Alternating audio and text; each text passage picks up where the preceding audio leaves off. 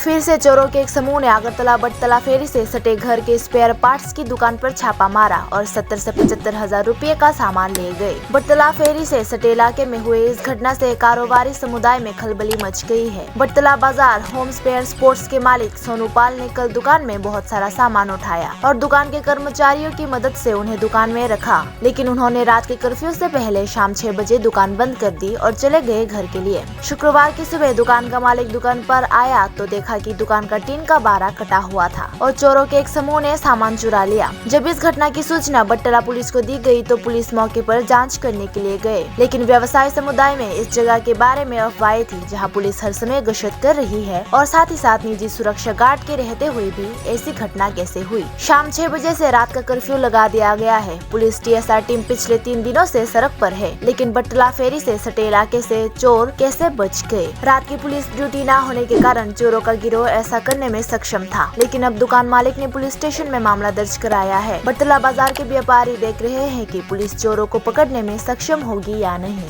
এদিকে তখন দুতলাতে উঠলাম দেখে এদিকে টিন কেটে মাল কালকে রাত্রে চুরি হয়েছে প্রচুর মেন গদুলিটা। তারপর সকালে যখন আমি আয়া স্টাফেরা এলো দেখলাম যে এদিকে চুর বাইরে দিয়ে এসে এদিকে টিন কেটে সেটা মাল কালকে নিচে প্রচুর পরিমাণ কালকে দুপুরবেলা আমি প্রায় 1 রিস্কের উপরে মাল গরুন থেকে আমি দোকানে আনছি। দোকানের মাল তো আর আমি বাড়িতে বিকালে দেওয়ানো সম্ভব না, দোকানের আমরা ডেলি একটা হোলসেল রিটেলের সেল থাকে। তো তারপর আয়া দেখলাম কালকে যে মালটি কালকে তোমার দেওয়ার মধ্যে গ্রাইন্ডার কুকার আর বার্নার বোনার আসমান নিচে একটা নাই মাল পরিষ্কার এই জায়গাটা শক্ত এই জায়গাতে আমার দেওয়ার মধ্যে আজকে ভর্তি মাল, কারণ আমি নিজে বড় স্টাফটা দিয়ে আমি থামাইছি মাল ইয়ানো থাকতেছিল। আজকে দিয়ে যে শুনে প্রচুর পরিমাণ মাল ইয়ান থেকে নেওয়া হয়েছে কালকে রাত্রেবেলা হোক বা সন্ধ্যা রাত্রেও কিনা আমি জানি না ঠিক কোন সময় ঠিক। তারপর আমি থানাতেও দেওয়া হয়েছে, সেকেন্ড অফিসার সাহেব আইসে, ইনকোয়ারি করা হয়েছে। হ্যাঁ গার্ড আছে বটতলা বাজারে। সেক্রেটারি সাহেবের সাথে বাবার কথা হয়েছে, তো সেক্রেটারি সাহেব কোনো এসেছে, আমি ফোন করি নাই। তো উনি বলছিল যে এসে গার্ডেরকে তদারকি মানে তাদের মানে ডেকে কথা বলবে। তো এখনো আমরা যাইনি, তবে যাবো, বাবা আসছে।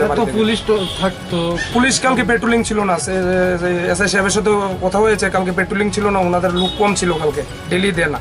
তো কিন্তু আমার সবচেয়ে বড় প্রশ্ন হইলো যে আজকে লকডাউনের মধ্যে শরীরও ঠিক রাখতে হবে, আমাদের স্বাস্থ্য ঠিক রাখতে হবে, সবই ঠিক আছে, কিন্তু এইভাবে যদি দিন দিন যদি ক্রাইম মানে বাড়তির দিকে যায় তাহলে তো আমাদের সিকিউরিটিটা কোন জায়গা?